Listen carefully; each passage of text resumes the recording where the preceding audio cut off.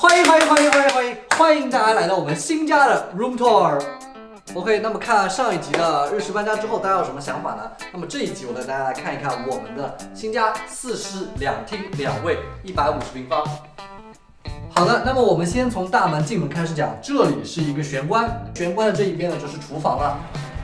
OK， 那首先说一下，这个房子是开发商桶装的，所有桶装房子里算比较好的吧，它的用料用材都属于中上等的，也不是说特别好的那种用材。比如说它这个油烟机、消毒柜、烤箱用的全部都是博士的，水槽呢用的是美国 Franken 的，好像很多开发商都不配洗碗机的东西啊，所以我们还是把原来旧家的洗碗机和冰箱一起都带过来了。它还有个比较好玩的东西，还有个下拉的橱柜，就是可以这样放上去。然后呢，拉下来，放上去，拉下来，这样放东西会比较方便。但实际呢很鸡肋，大家都知道了，有些方便的东西基本上是放在台面上拿最方便的。你要把方便的东西放到上面，你要开柜子拉下来拿，需要3个步骤，不如在桌面上直接拿东西来方便。所以这个东西看似很方便，但是其实定位有点尴尬。然后这里台面上的一些家电呢，基本上都是我们从旧家里搬过来的，我们比较节省，全都没有买新的。然后热水器是林内的燃气热水器，比之前的空气能好很多。因为空气能的话，它基本就是一个储热式的，水用完我们等很久才能烧，燃气热水器即用即烧，想用多少用多少，这个我很喜欢。这开发商装修房子真的还是比较特别的，它居然在一个厨房装了灯带，所以家里呢就很亮，我很喜欢，非常喜欢。还有它这个炉灶，它用了3眼式炉灶，3眼式炉灶是我想用很久了，因为这个小炉灶真的很方便。开发商其实还是挺细心的，但是它的用材用料呢，虽然看起来高档，但都属于高档品牌的入门级品牌。比如说它的台盆用的是杜拉维特的然后马桶也是杜拉维特的但是属于都是入门级的。好，厨房说完出来，透过玄关，这里呢就是鞋柜了。那它这个鞋柜呢有一个旋转的功能，那当然我们放回去之后，从来就没有旋转过这个鞋子，我觉得还不如这样拿会更加方便。但是呢，这个东西看起来装，但实际会占用很多的空间，还不如做一层层的隔板，然后上面可以多放一些鞋子。它这里很贴心的做了一个插头这个插头可以放一些烘干鞋子的设备。然后鞋柜的旁边呢有一个全身镜，这样的话我们出门的时候可以看看自己的仪容仪表，虽然已经很丑了，但是还要对着镜子照一下。然后我们家桃子特别喜欢照镜子。他超级喜欢超级臭美。然后 OK， 这里过来，这边就是我们的餐桌、餐边柜。吃饭这还需要说吧？这个餐桌跟餐边柜都是我们从原来旧家里带过来的，因为我们还挺喜欢这一套家具的。然后这是原来房间的衣帽架，我们就放在这里来了，跟旁边这个仙人掌正好挺配的。然后这一边呢，餐厅的这一边呢就是客厅了，沙发、手办柜。还是猫爬架，还有仓储柜，基本都是我们全家从杭州带过来的。不得不说，日式搬家这一点还是很好的。这些家具大家具，如果我们自己搬的话，真的吃不消。这是阳台，阳台特别小，就不带大家看了。还有挂衣服的地方，茶几。杭州的那套房子现在是价值1000万，我觉得这个装修比那个1000万的装修要好得多。但这套房子的价格只有那套房子的1/2，一半的价格。它用了很多的金属网。应该是铝材加上一些墙纸，然后一些类似人造皮革的包裹，看起来还挺有质感。但是这个风格的话，我不知道大家喜不喜欢，因为每个人对家里的氛围要求还有家里的家装色系要求都是不一样的。这个色系我不是特别的喜欢，不知道你们觉得怎么样？如果你们觉得喜欢的，可以在弹幕上扣个1。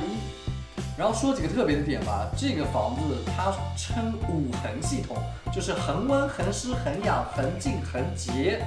主要的话其实还是恒温恒湿这一块，恒湿恒氧这一块的话，基本就是新风系统。它的新风系统很奇怪，不是从天花板上来的，是从地砖下面吹上来的。恒温的话，基本上中央空调，但它这个不用中央空调，听说是在天花板跟地板埋的那些毛细管里面都是水，那就是水冷呗，电脑水冷呗，差不多这个意思。这个温度常年是保持24度的，我们不需要开设任何的设备，它自动就开了。那很多人说这个东西怎么计费呢？是这个样子的，在交物业费的时候会交3.7块的暖气费，夏天冷气，冬天暖气，它大概是这个意思吧。就是说3.7块一个平方，然后这150平方一个月大概是500块钱，然后算下来一年的话是6000吧，等于说是你开空调、开地暖加起来的价格，一年6000基本上差不多的。然后我们租的这个房子的话，这6000块钱是房东直接交掉的，我觉得这个还是挺好的，因为我们每个月的电费其实很高的，这个费用房东负担之后，我们自己的电费其实不需要多少钱了。客厅补充一个东西啊，上面有一个无线 AP， 这个呢是无线信号放大器，就无线网的放大器。但是很奇怪，这是一个1000兆的 AP， 却连了一根100兆的网线。然后这里它统装了一个摄像头，我一下子都懵了，我都说不出摄像头。客厅的这一边就是一个长长的走廊，旁边呢就是4个房间，我带大家看一下。在先介绍朝北的2个房间之前，我们先来看一下这个神奇的小隔间，这是我们家之前都没有过的一个小储藏间。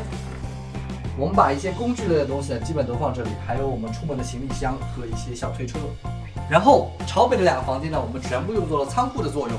这个仓库呢是人用的，还有一个仓库呢是猫用的。淘淘超级喜欢这里啊，这是他专属的位置，他就喜欢睡这儿。但这个房间我要给它关起来，我不能让它进来。进来之后整天就在这里睡觉，都不减肥。然后这个呢是我们原来衣帽间的，我们把它改造成了一个货架。然后这边都是我们的数码设备，充电也在这里。然后这一边呢也是平常用的一些小工具啊和一些拍摄道具都在这里。那么这个衣柜呢也是我们从原来家里搬过来的，放一些换季的衣服。然后这边呢就是我们另外一个北次卧，是专门放一件猫咪的东西的。啊，这是他们的猫砂盆，等会我来讲啊。这里就全是猫咪的东西，他们的刺猬的、仓鼠的、所有的猫咪的玩具、玩偶、什么衣服、衣帽、衣架，全都在这儿。算是儿童房了。儿童房啊，对，就房东来看过一次，说哈，原来你们把儿童房做成了猫咪的房间。哎，对，这就是我们家儿童房。这边的刺猬跟杭州一样，也改造成了他们的厕所，猫咪的厕所都在这儿。但这个呢，要比杭州感觉要更紧凑一点。但是这个厕所里有个好东西，走，好东西就是，嘿，在这里，这就是我们臭臭的新家啊！我不知道这个视频发出来的时候，你们有没有看过臭臭了啊？如果没有看过臭臭的话，那我就简单的说一下，这个就是臭臭的新家，他住在我们的淋浴房里，没错，淋浴房的地方非常大，而且现在就是恒温、恒湿、恒养的，所以他完全不用担心冬天会冷、夏天会热这个情况。还没有拖屎。对，我看到了。接下来我来介绍一下我们南边的2个房间，先介绍南边的工作室。然后南边的工作室的话，还是我们原来那一套东西，基本原封不动的搬到了这里。然后这其实没什么好说的，因为工作室这个跟家里一模一样，就在里面饭团睡觉的这个假爱马仕的窝都在这里。OK， 这里的话就是多了一个健身锻炼的地方。然后为了信号好啊，所以这里做了一个 Mesh 的 WiFi 组网，因为它这个房子装修还可以，所以屏蔽信号屏蔽的挺厉害的。接下来带大家看一看我们的主卧，我的左边呢是厕所，右边呢是衣帽间。来，这一边呢就是我们睡觉的地方了。4个房间只有1个房间是我们睡觉的。哎，这个窗帘好像有点不一样。哦，这个是可以变的，这个很神奇的东西。百叶窗，它直接固定在了这个中空层里面，每一个窗户都有这个功能，这省得我们买窗帘了，所以我们这些窗帘都会买。但它还标配了一个电动窗帘。主卧的话，整个格局感觉还有点像玉兰去年住的绿城的房子。这边是化妆台，这边是床，然后它还用类似这样假皮革的包裹。然后床还是以前那张床，我们比较抠，把所有的家具都给搬了过来。我们是直接马桶刷都给搬过来了。看吃饭，你看这还是一样，我们还是在房间里放了他们吃饭的地方。为什么是戳到屁股？来看一看你。接下来就是妈妈最喜欢衣帽间，来，我们给它用仪式感。哎，这样开门有点仪式感进来的衣帽间。虽然衣帽间非常的小，非常的小，但是至少总比没有好。妈妈你介绍还是我介绍？你介绍吧，我没有化妆。我介绍，那就是挂衣服哦。它这个也有个神奇的东西。对，它就可以把很长的复合裙不用折叠，就直接可以这么挂。所以我觉得还是你来说比较好。好，没事。然后它的衣帽间里还有一个我们其他房子住过都没有的东西，就是保险柜。这里有个神奇的保险柜，我来说这个小细，这里面有很多的隔层啊，然后这个隔层见仁见智吧，有人喜欢，有人不喜欢。然后像这种抽屉啊也很多，然后这里夸一下老母亲，老母亲设计了这个东西，这是我们放桌面上放垃圾的东西，放在这里之后，变成一个非常非常漂亮的放袜子的小隔间。这个我刚才说的这个呢，它其实原来不是这个样子，它上面是有8根杆子，只可以横着挂8条裤子，但老母亲把它改成了这个样子，可以挂很多条裤子。老母亲好棒棒哦。然后它这边呢就很奇怪，它这边的架子挂衣服，你可以看到这个衣服下面会有很大的一层空间，我也不知道什么人的衣服会这么长，这又不像袍子的，又不像短袖的。然后老母亲就把下面的空间全部利用出来，全部放她的帽子，她30个帽子，40个。这个衣帽设计灯光设计的挺特别的，它是设计在里面，然后斜灯光往里打的，不会直接射到人眼，小细节称赞一下。然后还有这个落地镜，女孩子很喜欢。顶天立地，你看有多喜欢呢？就是其他东西都不运镜，自己很喜欢的东西要运镜，从下往上拍一遍，看得出女孩子喜欢这玩意儿。你大嘛，好不好？然后衣帽间的对过呢，就是主卫啦。这个主卫，我先说它的缺点。我们来的时候反臭非常严重，它这里用的是水封地漏，大家可以去搜一下。这个水封地漏来的时候，它根本没有打扫好，上面里面的垃圾都没弄掉。然后我们叫了物业来弄了之后，现在味道稍微小一点，甚至连这个洗手台下面柜子里面也是反臭，也是另外叫物业人来弄的。然后这里有一个我们之前住过的都没有的主卫的东西，就是说我们这里的淋浴室跟浴缸是分开来的，这一点就非常好。不然我们在以前杭州的时候，经常是在浴缸里面洗淋浴，然后有的时候会滑倒这个一点。然后淋浴室下面的地砖是做的磨砂设计，不需要专门的去买一个防滑垫。淋浴室里面的墙壁上也做了储物隔间，这个比较好。这个镜柜真的是很奇怪，然后它这么大的镜柜，照理来说能放很多东西啊。但其实只有这个开出来两边可以储藏东西，中间这个是开不了的，很奇葩。如果中间开得了的话，可以放很多东西了。它这个厕所上面也做了个灯带，所以它家里每一个房间，不管你是厕所还是厨房还是房间，全都有灯带，家里就显得很亮，这个我很喜欢。但因为现在房子不能装落地窗了嘛，所以家里的亮度是一个很大的问题，所有的都有灯带，家里就显得很亮。小胖子。关门了啊！平常的话，我们向北的房间都会关起来，家里会变成一个2房的环境，这样房子比较小的时候，猫咪也比较紧密，比较爱我们。爱我们吗？爱我一下，爱我一下，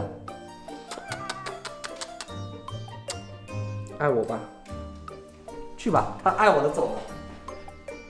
总体来说呢，我们搬了那么套房子，现在搬到这个家来说还是挺满意的。希望这家里我们可以多住几年吧。然后我们从杭州搬到了这个小城市，还是有很大的感触的。因为当初想搬到大城市生活呢，也是想体会一下大城市生活是什么样的感觉。好像1年都没有住满吧，我们就直接搬出来了。当然也因为小芝麻事件，我们提早搬了，本来想住满1年的，但是我们已经基本下定决心要搬离杭州了。大城市住了之后，有一种非常不好的感觉，但是我这里3言2语可能说不清啊。如果你们想看这个视频的话，可以在弹幕上扣1；不想看的话，可以在弹幕上扣2。我们来看一看，如果想看人多的话，我单独出一期这样的视频。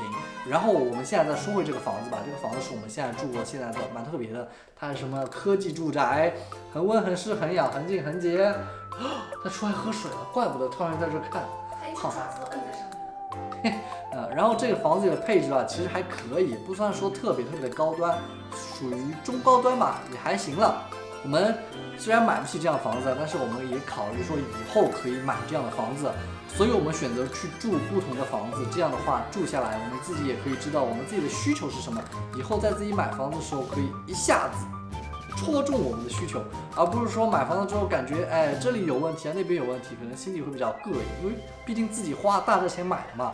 现在住了这么多房子下来的话，可以选择说到底什么样的房子才是最贴合我们的房子，才是我们最想要最适合我们的房子。